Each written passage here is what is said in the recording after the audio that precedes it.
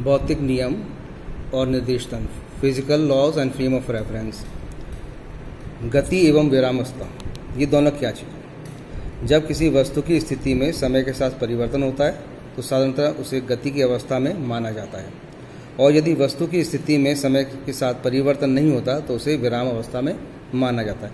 यदि हम विस्थापन और समय के बीच में ग्राफ खींचें तो जो वस्तु स्थिर अवस्था में है उसका ग्राफ एक स्ट्रेट लाइन में आएगा, जबकि दूसरी वस्तु का ग्राफ वेरिएशन के साथ में आएगा। प्रेक्षक की स्थिति के अनुसार विरामावस्था एवं गति दो प्रकार की हो सकती है, एब्सोल्यूट हो सकती है या रिलेटिव हो सकती है। ये ज़्यादा इतना अहमियत नहीं रखता है। अब आता है सवाल, फ्रेम ऑफ रेफरेंस क्या होता है? किसी भी वस्तु की स्थिति जानने के लिए हमें कुछ कोऑर्डिनेट्स की ज़रूरत होती है। उन कोऑर्डिनेट्स को ज्वाइन करने के बाद हमें जो कोऑर्डिनेट सिस्टम मिलता है उसे हम फ्रेम ऑफ रेफरेंस कहते हैं। एक निर्देशांक पद्धति की कल्पना करें जो किसी पिंड में संबंधित तथा इसके निर्देशांक पद्धति के सापेक्ष कण की स्थिति का मापन करते हुए इसकी गतिक व स्थैतिक स्थिति का अध्ययन करें। इस निर्देशांक पद्धति को निर्देश तंत्र कहा जाता है। निर्देश तंत्र दो प्रकार के हैं, दक्षिणावर्ती और वामावर्ती। ये डायग्राम के अंदर एक्सप्लेन कर रखा है। किसी पार्टिकल को हम और किस तरह से रिप्रेजेंट कर सकते हैं? वेक्टर नोटेशन के साथ में। किसी कण की स्थिति के निर्देशांक x, y, z से व्यक्त करने के अतिरिक्त कण के इसके स्थिति सदिश के द्वारा भी व्यक्त किया जा सकता है, जो कि कण की स्थिति बताने वाले बिंदु P को मूल बिंदु P से मिलाने वालों रखता है। जैसे ये आपका कार्टेशियन कोऑर्डिनेट सिस्टम है, ये पॉइंट P है जिसके कोऑर्डिनेट x, y, z है। OP को ज्वाइन किया तो ये वेक्टर जो बनता है OP, इसको R से रिप्रेजेंट किया गया है, ये कहलाएगा उसका पोजीशन वेक्टर। यदि कण की स्थिति सदिश R है, जो अपन ने अभी रिप्रेजेंट किया ये वाला R, तो R is equal to xi plus yj plus z के। यदि कण गतिशील है तो R समय t का फलन होगा तथा कण का वेग और त्वरण क्रमशः p is equal to dr by dt और a is equal to dv by dt और is equal to d2r by dt square.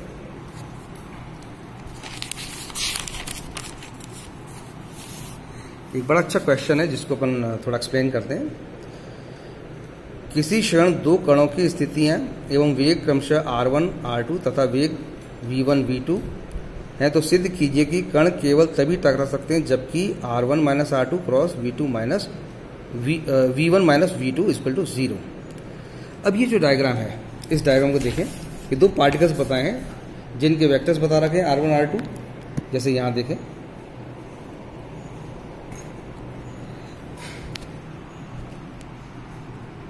इस जगह पर OP r1 वेक्टर है और OQ r2 वेक्टर है। अब ये टकराएंगे कब? जबकि ये Q पॉइंट A तक पहुंचे और P पॉइंट A तक पहुंचे।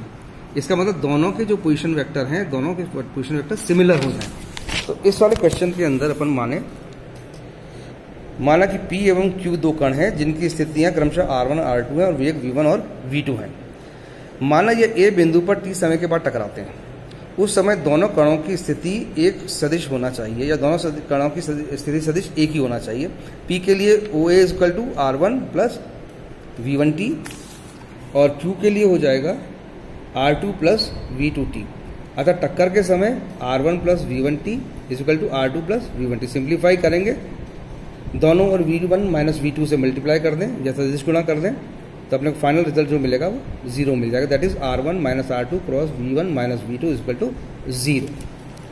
अब आता है जो फ्रेम ऑफ रेफरेंस है वो किस तरह की होती है। ये फ्रेम ऑफ रेफरेंस दो तरह की हैं, एक जड़त्वीय frame of reference that is inertial frame of reference, दूसरा non inertial frame of reference that is अजड़त्वीय frame of reference.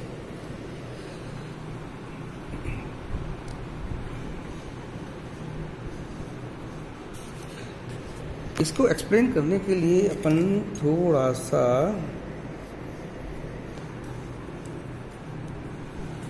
जड़त्वीय frame of reference, suppose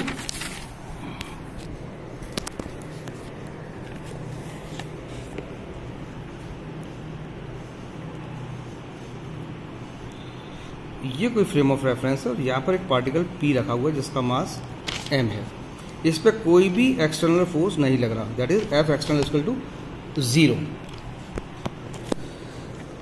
इस वक्त जब कोई फोर्स नहीं लग रहा और F एक्सटर्नल इक्वल टू 0 है, पर जब हम ऑब्जर्व करें इस पार्टिकल को और ये नॉन एक्सेलरेटेड दिखाई दे, यानी कि अत्वरित दिखाई दे, तो ये फ्रेम ऑफ रेफरेंस कैसी हो जाएगी? इनर्शियल फ्रेम ऑफ रेफरेंस हो जाएगी। ठीक है, जबकि यही पार्टिकल दूसरी फ्रेम में रखा हुआ F एक्सटर्नल इक्वल टू 0 है, उसके बावजूद भी ये पार्टिकल एक्सेलरेटेड दिखाई दे, दैट इज एक्सेलरेटेड दिखाई दे, उस केस में ये फ्रेम कहलाएगी non inertial frame of reference. ये बहुत इंपॉर्टेंट पॉइंट है, इसको समझना बहुत जरूरी है।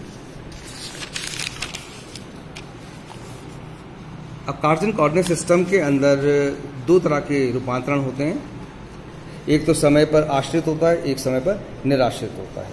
तो पहला वाला केस अपन देख ले, टाइम इंडिपेंडेंट या समय पर अनारक्षित रूपांतरण।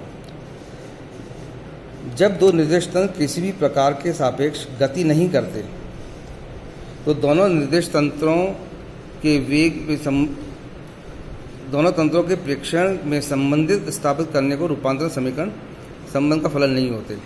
जैसे फर्स्ट केस है जिसके अंदर transformation equation for the frame of reference translation coordinate system, मतलब एक फ्रेम ऑफ रेफरेंस दूसरी फ्रेम ऑफ रेफरेंस के सापेक्ष थोड़ा ट्रांसलेट हो गई है, थोड़ा शिफ्ट हो गई है। जैसे इस डायग्राम के अंदर देखिए, दो फ्रेम ऑफ रेफरेंस है S और S dash frame t equal to 0 पर मानने पर साथ एकदम पास में थी और कुछ टाइम के बाद में वो शिफ्ट होकर S dash frame R0 distance से शिफ्ट हो जाती है, that is O dash equal to R0।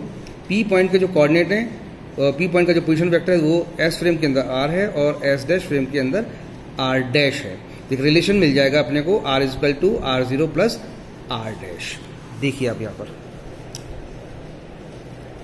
ठीक है, R dash is equal to R minus R0। यदि हम इसको डिफ्रेंशिएट कर दें तो dr dash by D T equal to dr by D T minus dr0 by D T, और dr0 by D T constant है इसलिए 0 हो जाएगा, क्योंकि S व S डैश एक दूसरे के रेस्पेक्ट में कोई भी मोशन नहीं कर रही है, ये कांस्टेंट हो गया।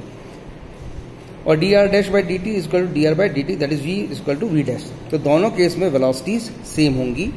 अगेन डिफरेंशिएट कर दें तो दोनों केस में एक्सेलरेशन सेम होगा। इसका मतलब कोई भी फ्रेम ऑफ रेफरेंस के अंदर एक फ्रेम दूसरे फ्रेम के सापेक्ष यदि डिस्प्लेस होती है, मोशन में नहीं होती, केवल डिस्प्लेस होती है, उस केस के अंदर उसके कोऑर्डिनेट्स तो डिफरेंट होंगे, परंतु वेलोसिटी और एक्सेलरेशन हमेशा सेम होगा।